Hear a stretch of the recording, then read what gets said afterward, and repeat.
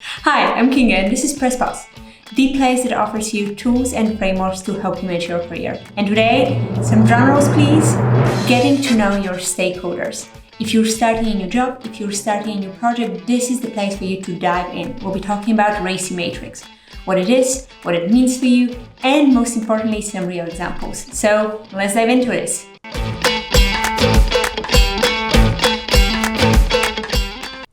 Managing stakeholders. If I were to look back at my career so far or at the career of my friends, then managing stakeholders is definitely one of the key success factors, but also one of the most tricky subjects. Let me explain. Let's start with the success part. You might be working as an engineer in a highly individual role, but bigger chance you are working as part of the bigger team. And so sure, you have your own responsibilities, but they are part of the bigger process, program, team. And so your work feeds into someone else's work.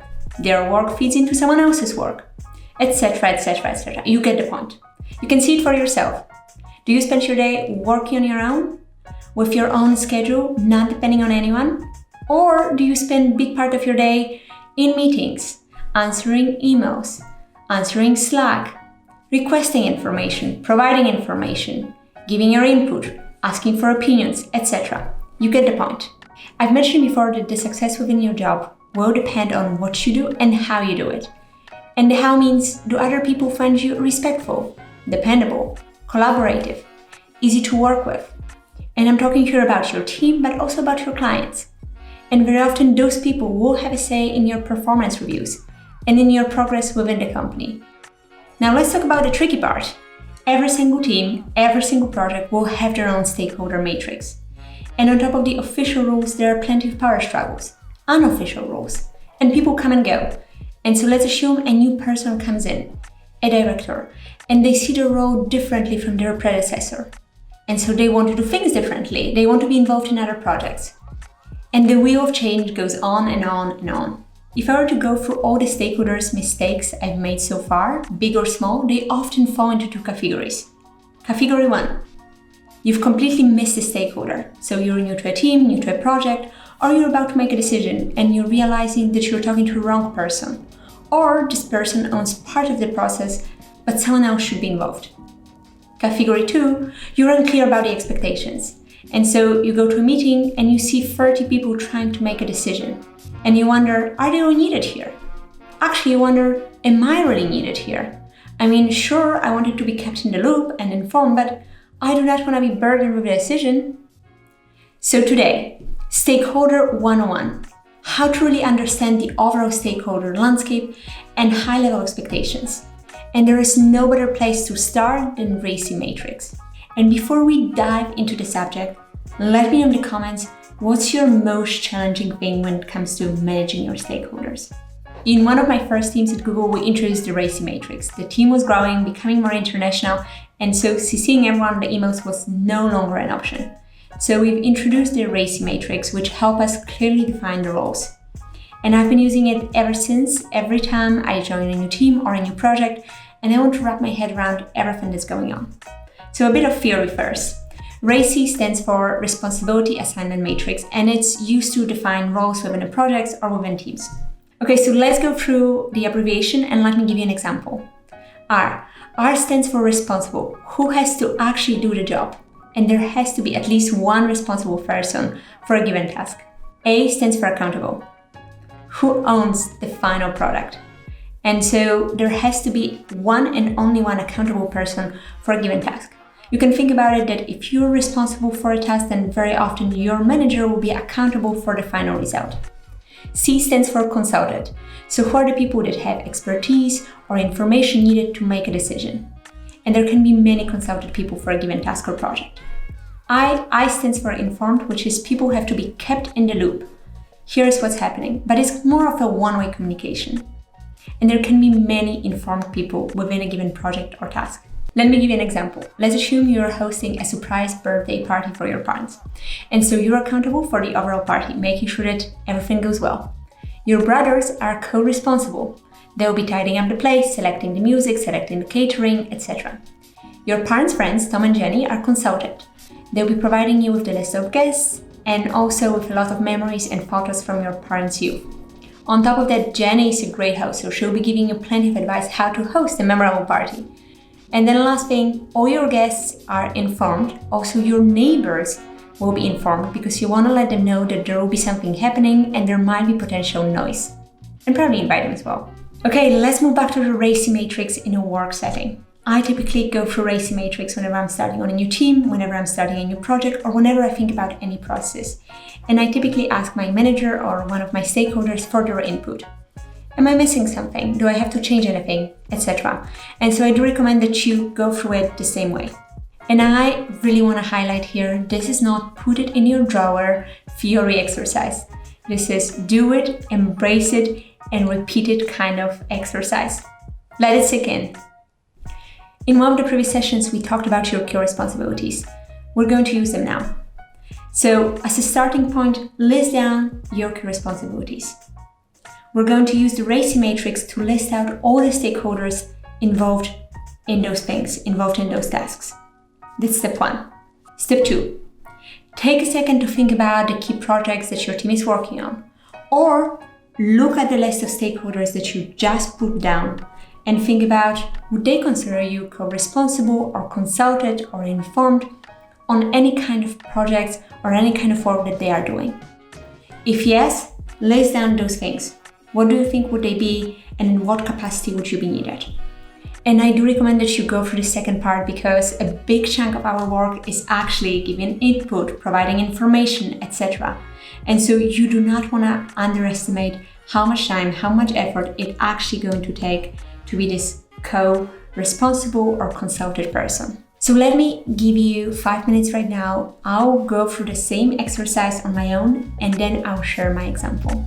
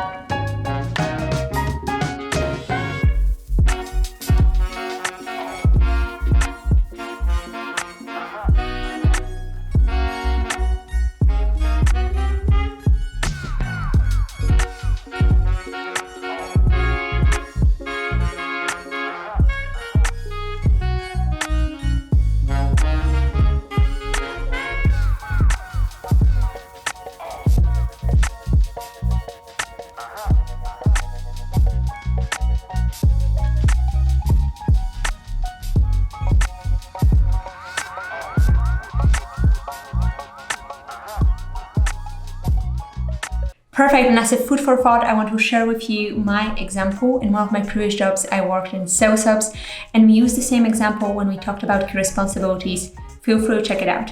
So for consistency, I'm going to use the same job. One of my responsibilities was setting sales targets. Setting the targets, communicating them, reporting on performance, etc.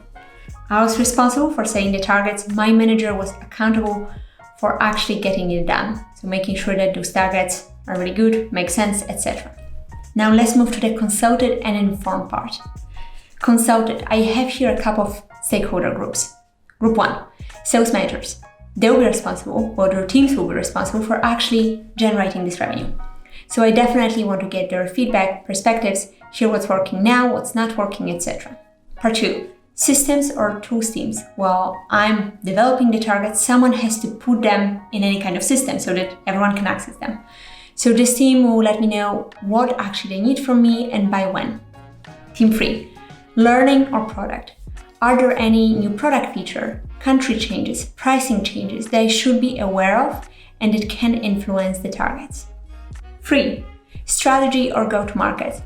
Are there overall changes within the company that I should be aware of? So let's assume that right now we're really going to focus on bigger customers, not everyone. So within the targets, then probably I also want to incorporate focus on the bigger accounts.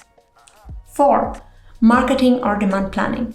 Since this team will be responsible for generating leads for our team, I want to understand what are their budgets, what's working, what's not working, do the targets that I have in mind make sense to them, and do they seem feasible? And then last thing, partner team. Same things. They are also co-responsible for part of our target. And so I want to make sure, again, that those targets that I'm suggesting make sense. Do they seem feasible to them? Are there any changes within their teams, within the partner team that might influence the overall target? And informed, I have here 2 groups. Broader sales org, all sales representatives. Once the sales targets are set, we want to communicate them to them. And then 2, support team, so making sure they are just informed, here are the targets that we're setting this quarter. And then part 2, very quickly, as I've mentioned, I look back at my key consulted stakeholders, thinking about what are the projects, what is their work, where they might need input from my side. So let me give you just a couple of examples. Sales managers. They'll be probably having initiatives within their regions. They'll probably want to know any kind of numbers, help with reporting, etc. And so they'll be consulting me in terms of some information, some numbers required. 2, partner team. Again, they also have certain initiatives in mind for this quarter, growing certain partners. And so they probably also want to understand how the performance has been. So they'll also consult me and ask for some numbers. And then 3, systems team, they are working on new forecasting tools And so they know they'll also need my help since I'm their bridge between sales team and tools. They'll be asking for some feedback. What are the things that sales teams might need? And that's it for today. I'm so excited I was able to share with you this exercise. And reminder, let me know in the comments, what is your main challenge when it comes to managing your stakeholders? Bye.